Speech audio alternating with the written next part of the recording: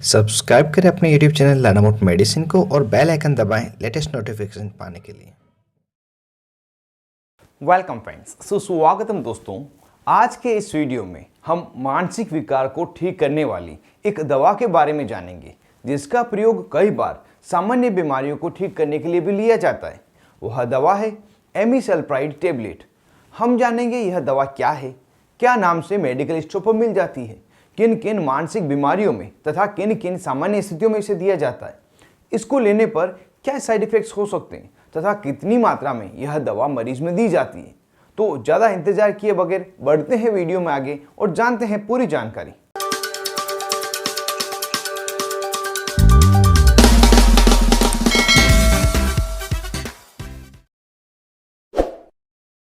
Hello friends, नमस्ते दोस्तों। एमीसल्प्राइड antipsychotic class की दवा है जो डोपामिन रिसेप्टर एंटागोनिस्ट है। यह डोपामिन रिसेप्टर के कार्य को रोककर बीमारी को ठीक करती है। यह टेबलेट 50 मिलीग्राम, 100 मिलीग्राम, 200 मिलीग्राम तथा 400 मिलीग्राम की स्ट्रेंथ में बनाई जाती है। इस टेबलेट को आप मेडिकल स्टोर पर Amigold tablet, Max Pride tablet, सोलाज टेबलेट, एमी स्टेंट टेबलेट, सल्पीटेक टेबलेट, एमाजियो टेबलेट आदि नाम से आसानी से खरीद सकते हैं। और अगर इसके अलावा भी किसी अन्य नाम से यह आपको मिले और जिसका कॉम्पोजिशन एमीसल्प्राइड ही हो तो उसे आप खरीद सकते हैं। अब जानते हैं यह टेबलेट किन किन बीमारियों में डॉक्टर द्वारा दी जाती है।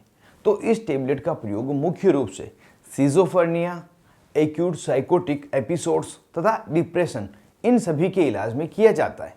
सिजोफ्रेनिया यह वह मानसिक स्थिति है जिसमें व्यक्ति को मानसिक रूप से वे सभी आवाज़ें सुनाई देती है तथा कुछ दृश्य दिखाई देते हैं जो वास्तव में नहीं है।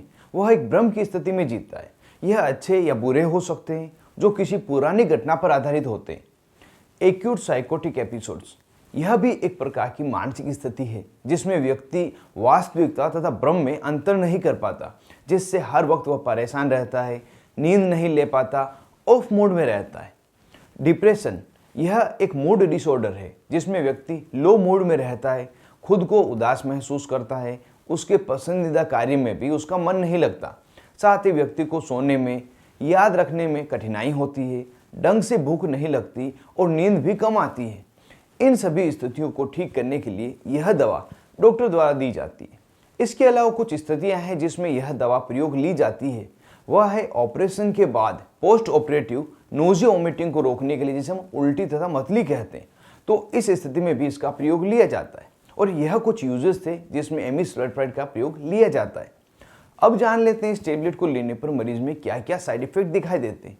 तो कुछ सामान्य साइड इफेक्ट है जैसे कि जी मचलना, चक्कर आना, घबराहट होना, धुंधला दिखाई देना, हल्का सिरदर्द होना, मुंह में सूखापन लगना, कब्ज होना, वजन बढ़ना, ब्लड प्रेशर कम हो जाना, मांसपेशियों में खिंचाव होना, खड़े रहने पर बैलेंस नहीं बनना, पुरुषों में ब्रेस्ट की साइज का बढ़ जाना, पुरुषों में ब्रेस्ट से दूध आना तथा मरीज में ब्लड शुगर की मात्रा का बढ़ जाना। यह कुछ साइड इफेक्ट देखने के लिए मिलते हैं। अगर ये या इसके अलावा कोई दूसरे अनडिजायरेबल आपको मिले तो एक बार टेबलेट लेना बंद करें और अपने डॉक्टर से संपर्क करें।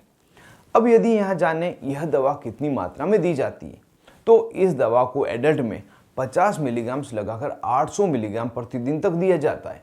शुरुआत में इसे लोअर डोज से शुरू किया जाता है और बाद में इसे धीरे धीरे 400 मिलीग्राम प्रति डोज तक बढ़ाया जा सकता है, जो मरीज की आवश्यकता के अनुसार डॉक्टर द्वारा डिसाइड किया जाता है। इस टेबलेट को हमेशा खाने के बाद लेने की सलाह दी जाती है। साथ ही यदि कोई बच्चा है जिसकी उम्र 15 वर्ष से छोटी है तो उसे टेबलेट नहीं दी जाती। प्रेग्नेंट वुमन में तथा ब्रेस्ट फीडिंग मदर में भी यह टेबलेट नहीं दी जाती।